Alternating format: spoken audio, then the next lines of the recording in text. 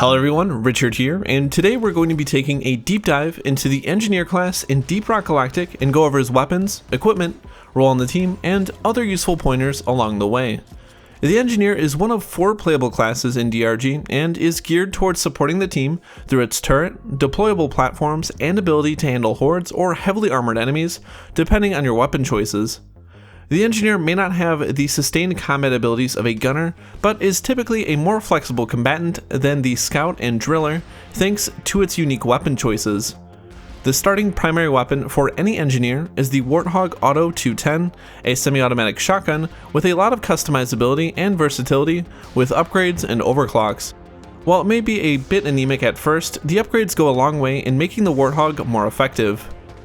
At close range, the shotgun is very effective at dealing with common enemies such as Glyphids and Macteras, but may struggle when dealing with Praetorians and other durable foes.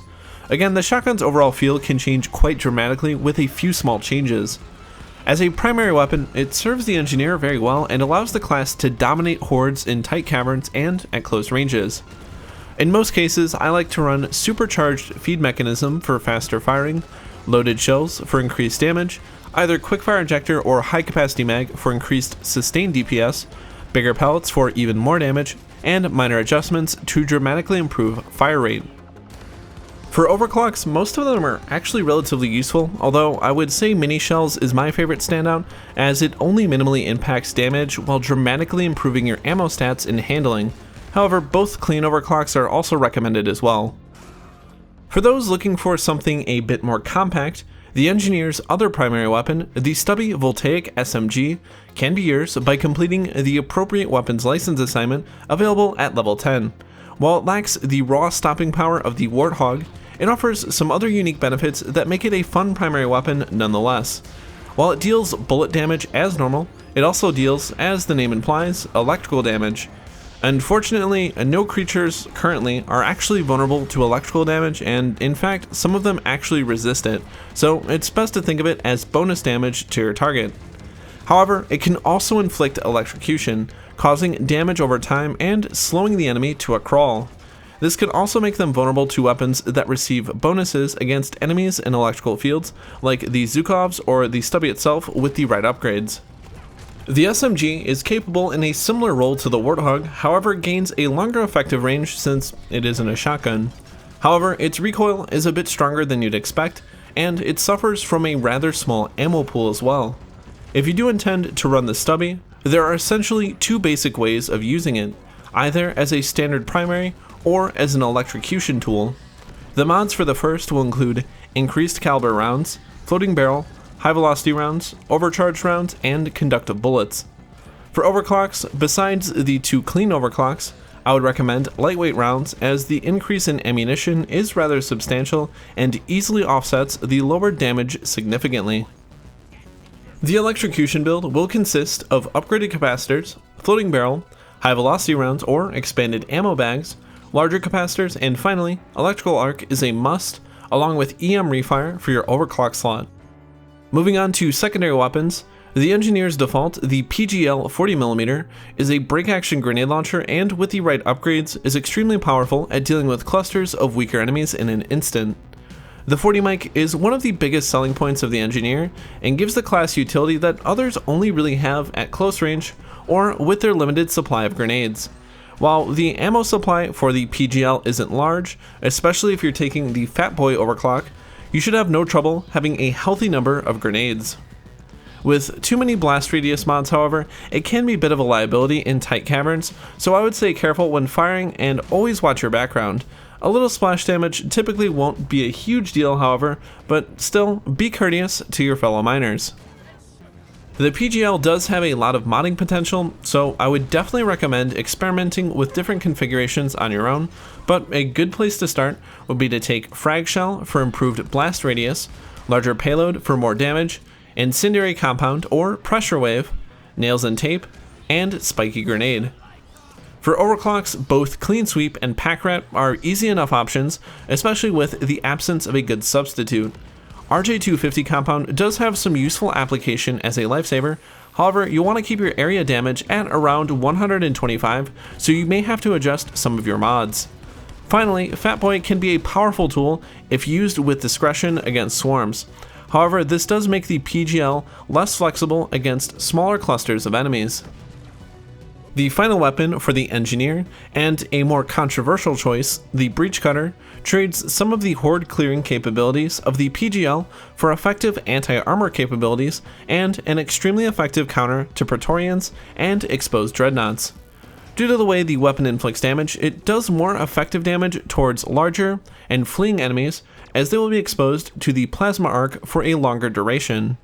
This weapon also requires a bit of deliberation to use, as it works best on long flat plains or at angles that expose targets for longer. My recommended build for the Breach Cutter includes expanded ammo bags, loosened node cohesion, prolonged power generator, expanded magazine, and double line split.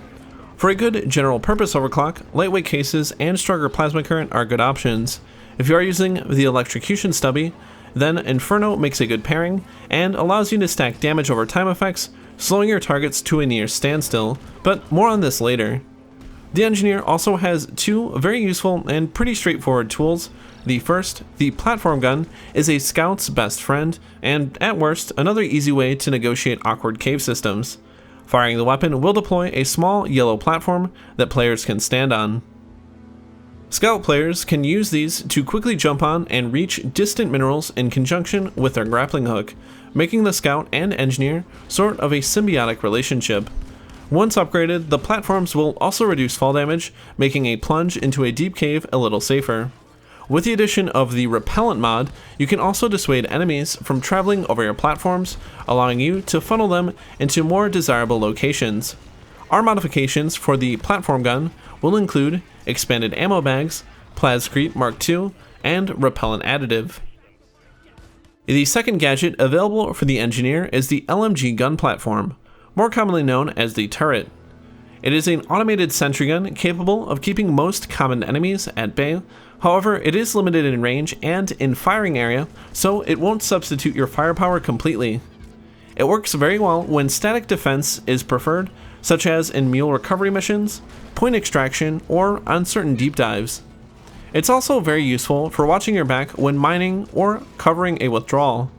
Be mindful of its firing arc and its range, otherwise you won't be getting much use out of it. For upgrades, I prefer to use the LMG Mark II system, quick deploy for more responsive use, stun or penetrating rounds to make it more effective against tough enemies, and finally the Defender system to increase its damage output and firing arc. The Gemini system can be substituted as well, however it can be a bit more taxing to keep track of 2 turrets instead of 1. The Engineer also sports a complement of grenades, each with their own unique benefits. The starting grenade, the LURE or Lure, projects a holographic dancing dwarf and will attract enemies to it. However, it does have a limited amount of health, so it can easily get overrun by a large swarm. These are best used when you need to get enemies off your heels or when reviving a downed player. The next grenade, the Plasma Burster, functions in a similar way to other grenades, however releases 4 small plasma bursts that detonate in succession. While it won't rival the power of the cluster grenade, it is a bit safer to use, but be advised it has a nasty habit of hurting teammates. The final throwable is the proximity mines, and they act in a more of a defensive manner, much like the Lure. Once thrown, and after a 3-second arming sequence, they will detonate whenever an enemy walks within its range. While they can be a bit dangerous to use in open areas due to friendly fire, they can be powerful tools when repairing black boxes or fuel rods. I also like to use them for covering an escape through a driller's tunnel and preventing you from being sandwiched in.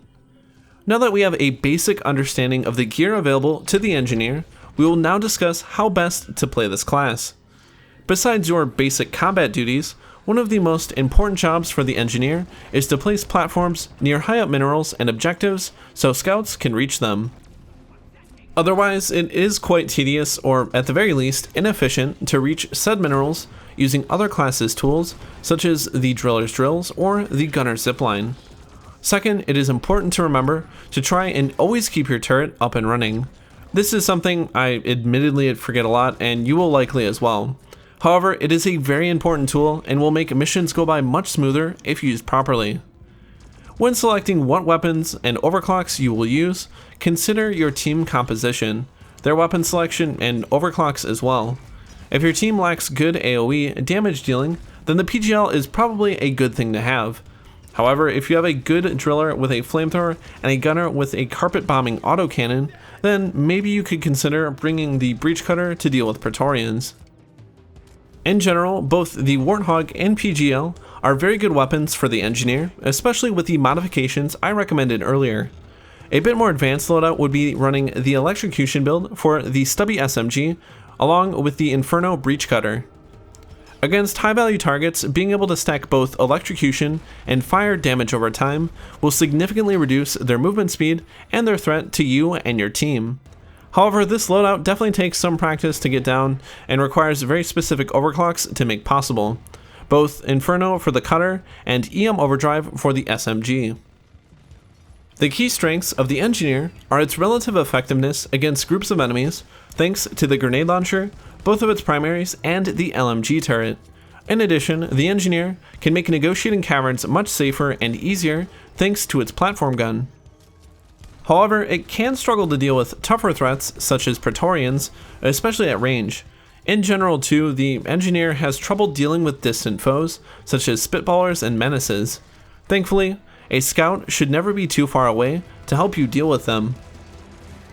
Overall, the Engineer may lack the very defined roles of other perks, at least on the surface, but it makes up for this with very powerful tools and some of the best crowd control, only bested by the driller in some cases. Just keep moving and keep your sentries topped off, as it's a precision engineered path to victory. Thank you very much for watching. Let me know what your favorite builds are in the comment section below. Also feel free to subscribe so you never miss a guide, and check out my community section of my channel to vote on the next video. But until then, happy hunting, miners.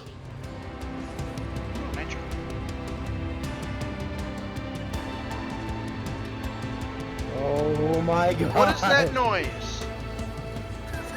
What the fuck was that? I was like, oh god, what is that?